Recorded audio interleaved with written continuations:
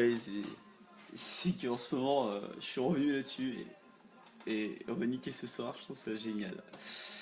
On va la laisser en fond. Bon, si ça vous dérange pas parce que je suis un peu en vacances, mais bon, ça commence à tirer un peu partout. Alors, on va parler d'un truc simple, c'est l'avenir du jeu vidéo. Alors, je parle pas forcément de moi, des indépendants et tout ça, je vais parler carrément de la transformation de l'industrie. Beaucoup se disent oh, mais c'est bon, on a compris, on va vers le démat. Oui, et du coup, ça cause énormément de dommages collatéraux. Dans l'indifférence la plus totale. Mais bon, on n'est pas là pour ça. Voilà ce que moi je pense pour que ça vous dérange pas. Un petit peu mal de dos en ce moment. Et je vais me préparer un petit café en même temps. Je pense d'être dans le coup et de regarder, et de voir les chiffres, avoir des feuilles. Je dis pas que je suis hautement qualifié pour ce genre de truc, mais quand même, je côtoie, on va dire je côtoie. Donc voilà, je vais donner ce que je vais dire maintenant. Ça n'engage que moi. On est bien d'accord. Hein, ça a envie de dire le contraire, vous dites le contraire. Moi je m'en tape. Moi je vous parle de ma vie et de mon expérience par rapport à ça. Donc, premièrement, on va parler de Nintendo. J'ai plus de lait. Nintendo, tout le monde est là, ouais les mecs ils vont couler tous les ans, on entend parler de ça, sous prétexte que, je sais pas, quelque chose marcherait pas. Chaque fois il y a des articles. Alors c'est faux, hein. Nintendo va pas couler du tout. Parce que c'est les seuls qui justement rebondissent par eux-mêmes avec leurs propres produits. Je vous apprends rien. Ils ont leur propre licence, ils ont besoin de personne. Donc voilà, exemple, les amiibo, qui n'étaient pas sûrs que ça marche, les consoles collector, qui rattrapent énormément leurs propres chiffres, puisque les vraies marges de ces bécanes sont plus là du coup chez l'éditeur qui les fabrique que ceux qui les vendent. Et ça c'est vrai. Et c'est normal. C'est un peu à eux aussi, ils ont créé le produit, donc c'est normal. Et pour en revenir à ça, on va parler par exemple des pénuries vis-à-vis de ces collectors et... attention, ça va faire du bruit. J'ai hâte.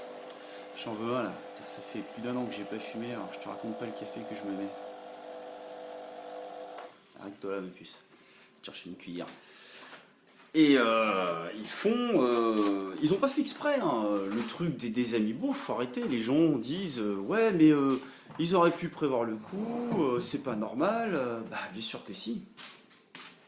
Café. Bien sûr que si. Il faut comprendre qu'après 2008, la crise, on est tous beaucoup plus frileux. C'est clair, quoi. Éditeur ou vendeur. Donc on peut pas faire 10 000 amiibo d'une harmonie, clin d'œil, et se les retrouver après sur les bras alors que justement le système d'amiibo démarrait. Ça démarrait réellement, ça faisait vraiment pas longtemps.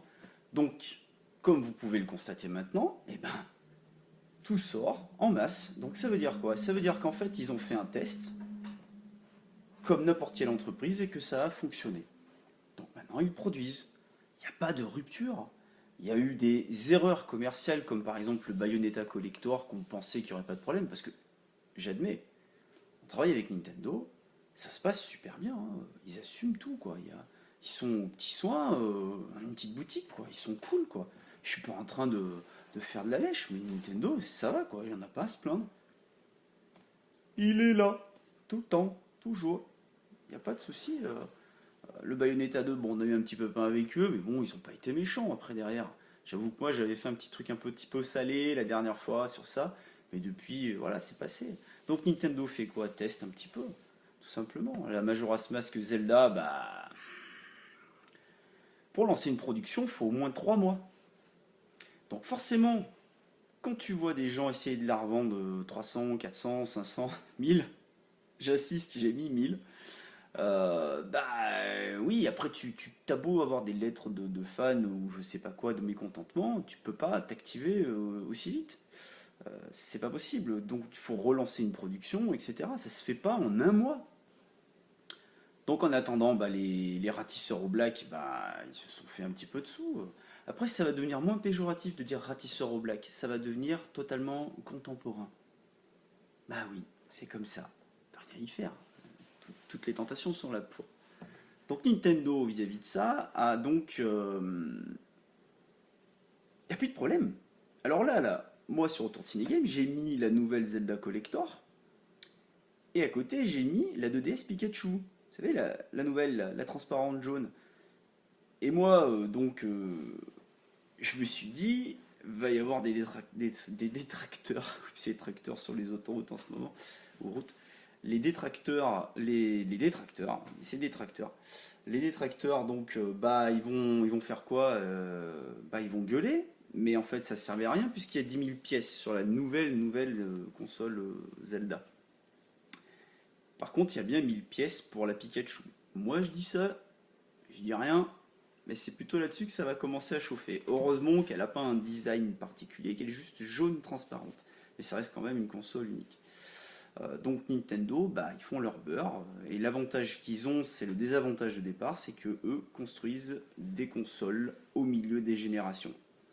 D'où ça pousse la concurrence à faire des bêtises. Et je vous retrouve juste après pour la partie numéro 2. Justement, qu'est-ce que ça a fait et répercuté chez les autres.